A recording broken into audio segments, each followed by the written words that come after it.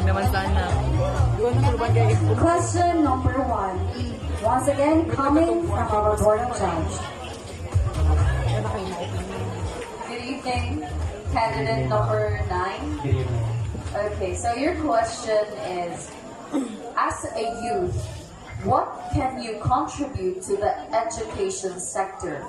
Again, as a youth, what can you contribute to the education sector? Good evening once again.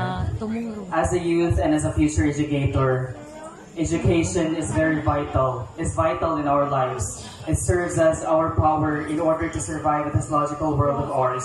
With education, we can unlock our full potential and learn different perspectives and theories that we can use in the future.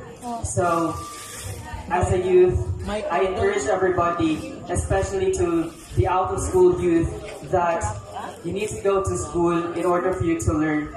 And it is the Sustainable Development Goals or SDGs of the United States have targets that are set to be achieved in the year 2030. And under SDG number 4 is the quality education. It ensures inclusive and quality education, promotes lifelong learning opportunities. So everyone, let's remind ourselves that school knows no age because learning is limitless. Daghang salamat.